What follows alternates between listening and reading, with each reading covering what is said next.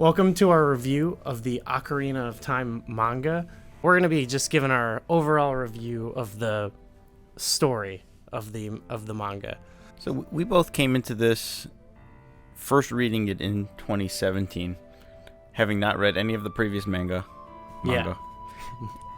And but obviously having played the game. So we're just going to go ahead and first talk about the things we liked about it. The manga did a decent job at giving some character development to characters that in the game were sort of brushed over or weren't very important. In particular, Mido. Mido was probably my favorite character.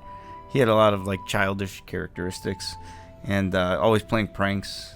And he got in a lot of development behind his character because he was one of the main characters early on when they were in the Kokiri Forest. There was a whole chapter of basically him and Link's adventure.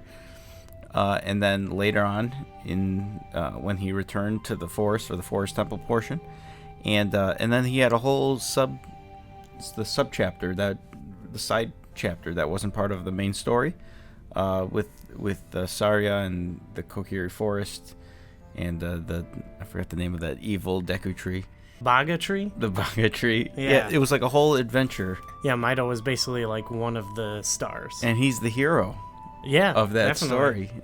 So they did a good job. Mido was awesome in the manga, where I don't think most people even know who he is. If you said Mido, if they could even, oh, that's the Kokiri kid.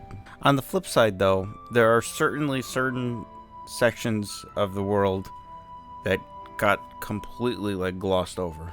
So it's while they put a lot of character development, in particular into Mido and the Kokiri Forest, when we got to Goron City, it was literally one panel or something, or two, a whole page was the entire portion of Goron City. It was a pretty big moment in the game when you meet Darunia, and you had to teach him that song, he's dancing, and it's totally just brushed over, almost he's barely in it, and you don't feel connected that he becomes, a sage later on.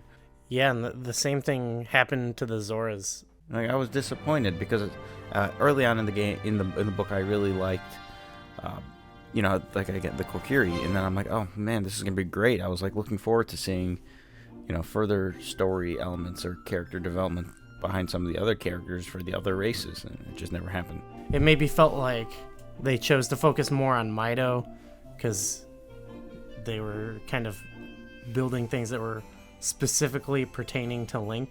So that's why I felt like maybe with the Gorons, they tried to add in the whole story of the baby Volvagia.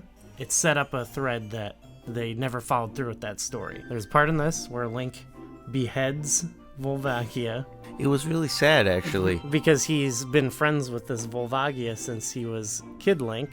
And at one point, Ganondorf says, oh, but we've hurt him emotionally.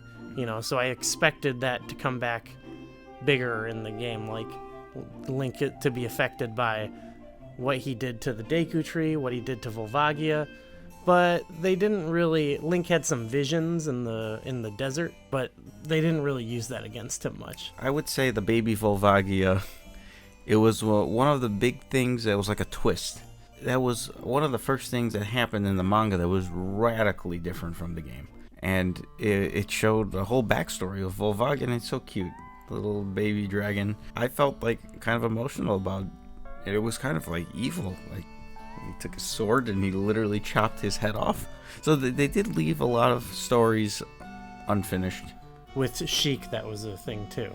They kind of were talking about Sheik's loyalty and stuff like that, and that wasn't really a thread they followed through much on. Going back to the Volvagia, well, what I really did one of the big things I did was when it started to deviate a little bit. Yeah. I was a little wearisome at first because it was that didn't happen in the game. Why is this happening? But then, I started to like some of the threads that they went down. And the Volvagia one is one. But then other things there is no... they never go to the Shadow Temple. The Shadow Temple does not exist. Impa is still awakened as the Shadow Sage. But the way it comes about is totally different. It's Link was in training in Kakariko Village, and then he fights Dark Link. That was one of those things where it felt like they can't leave Dark Link out of the story. So they like merged Shadow with Water Temple, because they never really went to the Water Temple other than one panel of Link just fighting Morpha, I think. It was like out of the blue. No story of how he got in there. No dungeon crawling. That reminds me that right before that chapter, the way the chapter previously ended, he said, I'm going to the Haunted Wasteland. And then he was just in the Water Temple. Yeah. On his way to the Haunted Wasteland, he decided to go, defeat one of the 5 dungeons. There was a lot of stuff like when they were on Death Mountain, they showed Kakariko Village was going to get destroyed by an eruption, so we can know that it's at the base of the mountain. And then the next chapter starts, and Link is walking in Hyrule Field, and they're like, oh, there's Kakariko Village. And they discover it like whoa, there's a village here. But like they were talking about that. I know, yeah. So there's some dots that just do not connect. Well, what we discovered is that between these chapters, there's obviously things Link's doing. He's having adventures that we don't see. I don't know, sometimes I don't feel like it conveys that is happening. Sometimes it feels like this is right after this. Right. Instead of there was a time jump. There's definitely plenty of time jumps. The reader has to sort of like guess when there's a time jump though. Or you have to learn that there was a time jump. Speaking of the deviating from the game, I really like the bonus chapters. We talked about the one with Mido and the Bagu tree? Baga tree. The Baga tree. And then there was also the Roru and the Waterara. Yes. I really like that one, actually. I like the bird-like creatures. They were almost like Rito, I guess. They were cute. I liked them. We got a lot of conversation with the doctor from the laboratory in Lake Hylia. I know we see these characters in like 3D and we interact with them, but something about seeing them like drawn is like brings them to life in some way.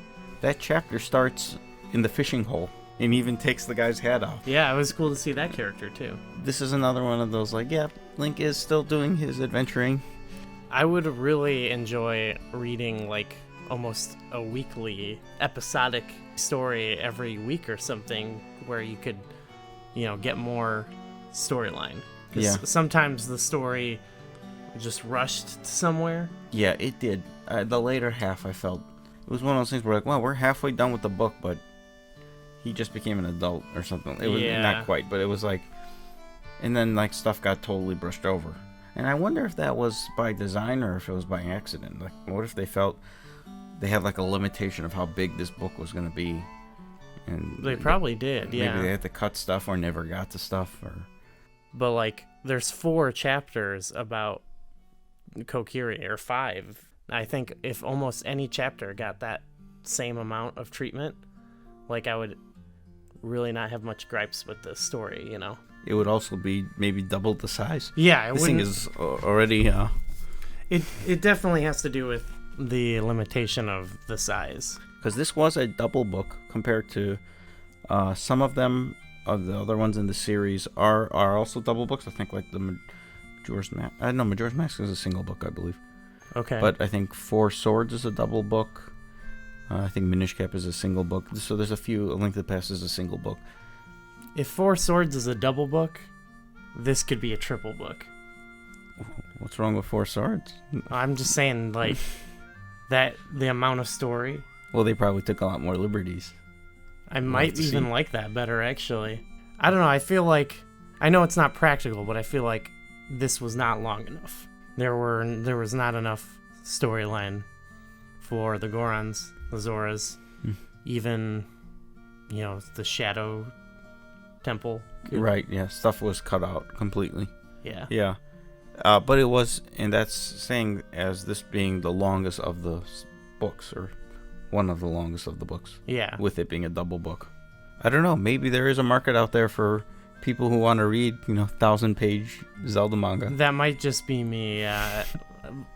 Overall I enjoy it though. So yeah. The chapters were good, like bite size. They were like 20 pages, but they're mostly panels, so there's not that much text. So you can read a chapter in less than 10 minutes. I mean, you can go through this whole book in, I don't know, an hour and a half, I think. So it's short, it's easy to read. I mean, it's fun to read too. Yeah. you'll laugh. Like there was a lot of times I laughed. There were good jokes, yeah. Yeah. Some people I saw said it was a little cheesy, but That's okay. I think it fit the tone and Yeah. stuff like that. It's good. It was a good read. I liked it overall. Like I'm happy that we read it. There was things I didn't like, but more positive than negative, and I would definitely recommend it. Would you read more of the manga now that you've read this? Yeah, I am kind of interested in checking out, especially some of the games that I really like. So I know there's like an Oracle of Ages manga, and I'm kind of pumped to see what they did. Like, did they flesh out any of the characters? Because there's a lot of NPCs in Oracle of Ages, so I wonder. Yeah, and most of the story in that game is kind of told through, like in the dungeons, there's not a lot of story going on. Right. Yeah, virtually none. Like I don't even know if they'll even mention the dungeons in a game like that. Whereas like in Ocarina of Time, dungeons are very memorable in the game, but in the manga they're kind of overlooked. And I'm interested to see what they did in some of the other books, especially ones that don't have as much story. Is there a version you would recommend to purchase? I would get this. I mean, this thing's just so nice. Look at this Yeah. thing. It's all in one book. I mean, retailed for $18, but I think it was a little cheaper. And it's got the first chapter in colors. I mean, I wish I actually did the whole thing in color. I got spoiled by reading that first chapter because stuff really. I do have to say, as a person who doesn't really read comic books or manga, it was hard for me to gauge what was happening in a lot of things, so that my brain wasn't used to reading that style. Yeah, especially in like action scenes. Yeah. And I would say that the color in the first chapter brings it to life significantly more. If you want a review on the different products, you can actually go back. Moss did a video where he kind of explained the difference between the two versions. And also, if you want to hear our thoughts chapter to chapter, you should check out our series Zelda Book Club.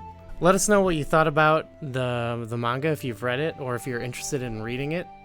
Maybe if there's something else you want us to cover in the future, leave us a comment. Maybe eventually we'll do that.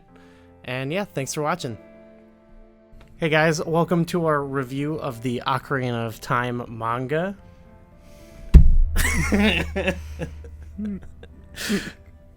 That's a bad sign.